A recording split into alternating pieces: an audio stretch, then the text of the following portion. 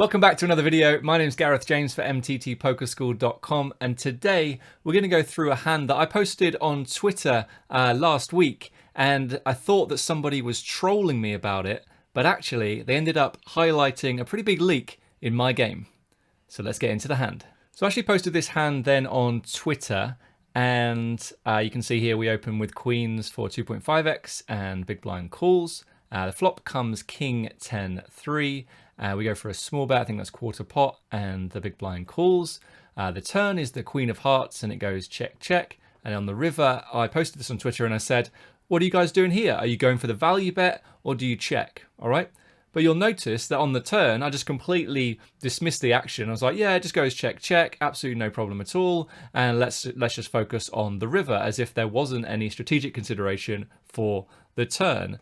But as I found out, shout out to Andy Wilson, aka bowieeffect, who replied to this video on Twitter and just said overbet turn ? With the cowboy hat face emoji. So I'm thinking, has he got a point here? Is this right, or is it just one big troll? And I really, honestly, I thought it was a troll because I replied, knowing that the Bowie is a big advocate of DTO, the app. I said, oh, don't think that would be DTO poker approved. Troll game is strong though. And he replied, wouldn't be so sure, sir. So at this point, I'm thinking, oh dear, I think I might have got this wrong. So what did I do? Well, I went away and I ran it in Pio. And yeah, an interesting solution. Let's take a look at that. All right, so on the flop, we can hover over our hand. We had queens without a heart, and you can see it mixes between small bet and check. Lots of small betting going on this board. Our opponent calls, and then the queen of hearts comes on the turn. You can see some leading for the out of position player. And here we go then. We're going to see that there's absolutely no overbetting on the turn. Oh. And all it does is overbet or check on this specific turn. So if we hover over our hand, you can see there are three different bet options here. You've got a 40%, a 75%, and an overbet, which is the geometric sizing for 1.44x pot. So pretty amazing here to see just the overbet and the check. Now, it should be pretty obvious and clear that this isn't a good turn for us. I think any heart is going to give us an equity disadvantage. But then the Queen of Hearts is a card where we're just going to have a very polarized betting strategy. But we're also going to do a ton of checking. As you can see, like all the green is check and all the darker red color is the overbet. There's very little 75% pot and none at all of the 40% pot bet. So what's going on here? Why do we get to overbet a set of queens here? Is it a value bet? Is it a bluff? Like, can we get better hands to fold? Is it kind of a bit of both? Like, is that what's going on here? Well, let's try and find out. So I've just opened up Range Explorer here, and what you can do is this great little function. If you just click on the overbet button here, it will just show you, in fact, I'm going to do strategy as well. It just highlights the hands that fall into that overbet strategy. So we've got some flushes in there. We've got sets in there. Further down here, we've got nothing, and we've got low pairs, some third pairs as well.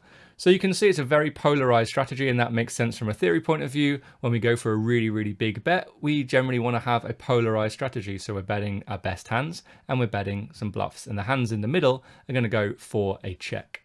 So are we bluffing or are we value betting? Well, in order to find that out, we're going to click the overbet button and we're going to take a look at what our opponent's strategy looks like here. So I'm going to click on strategy, select none here. Okay, so in terms of straight flushes, if he had a straight flush here, he's obviously never going to fold it. But then we get down to flushes, and you can see all of a sudden against this 1.44x pot that he does start to fold some flushes. You can see obviously he's never going to fold the nut flush, but other hands, you know, with an ace in them here, you can see like six of hearts, he's going to fold, the eight of hearts sometimes, you know, all of these are mixes and mixes between calling and folding, but you can see that there is definitely some folding going on in this spot. So at this point, I'm thinking, wow, so is this is a bluff, right? We actually can get some better hands to fold. We can get a flush to fold. Are there any other better hands that fold, like a straight? Absolutely, a straight does fold. As you can see here, all the straights are going to fold versus the big overbet on the turn. So, okay, well, that must mean then that we're bluffing. But what about the next value down? He doesn't have any sets, but he does have some 2 pair. Oh, all the 2 pairs actually go for a call here. So we're getting better hands to fold, so we're kind of bluffing, but we're also getting worse hands to call. So we're actually value betting. So it's somewhere in the middle, right? And I guess that's one of the counterintuitive things going on here with a 4 flush board. We started with a monotone board, and then the 4th of that suit comes on the turn. So yeah, super counterintuitive, I would say. But yeah, it's not so much clear if we're going for a value bet or a bluff, because it seems like it's actually managing to sort of tick both boxes at the moment. When we look at other hands, you can see all top pair now goes for a fold, but we have a set of queens we're already ahead of, miles ahead of these hands. They're all going for the fold here, and there's nothing else that continues. So really interestingly, we lose to some flushes. We obviously lose to a straight flush. We get straights to fold, and then we get value from 2 pair. So let's take another look at what our betting strategy looks like here. You can see that queens goes for the bet, and we've got a set of kings going for a bet as well.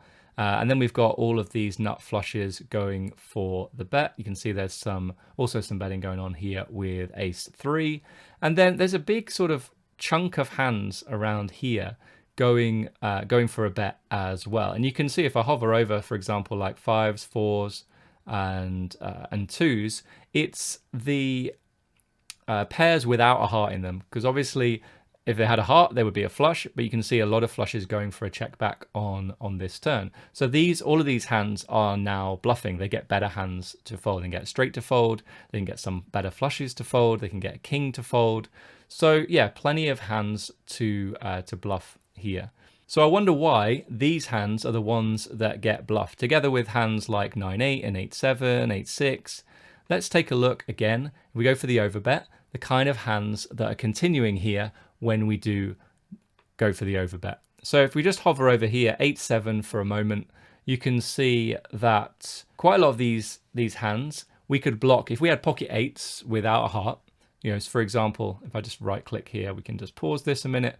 So if I had the 8 of spades and the 8 of diamonds, well, I'm blocking this combo and this combo of hands that can continue. So you can see that it is a mix. So sometimes these hands or these combos are going to fold, but I think it's quite important to just take a look at, why is it that we are betting 8s without a heart here as a bluff?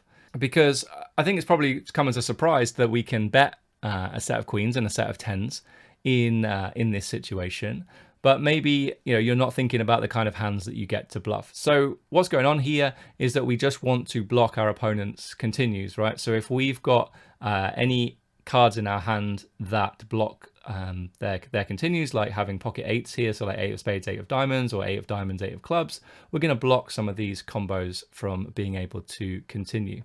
And you can see like the same things going on with a lot of these offsuit hands. So we want to have, we want to be blocking these hands from being able to continue. All right, so a pretty interesting hand, I think you'll agree. Just be really cool to get your feedback on this hand. And I think the biggest takeaway is not so much like that we get to bet queens here, and we get to bet 10s, and we get to bluff pocket 8s with no heart, obviously, because if it had a heart, we'd have a flush.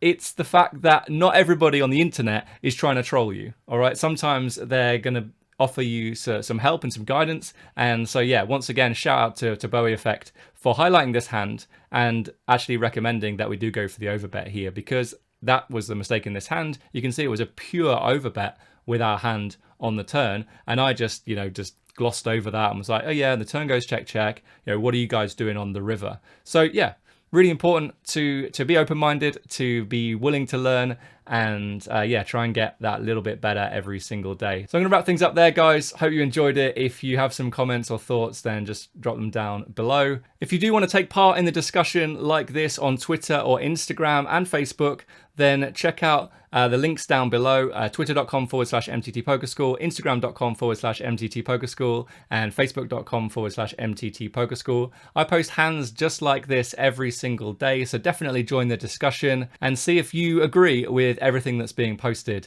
in there. So I'm going to wrap things up there. Hope you enjoyed it. I'll be back soon with a brand new video, but until then, take care, and I'll see you soon. Bye-bye.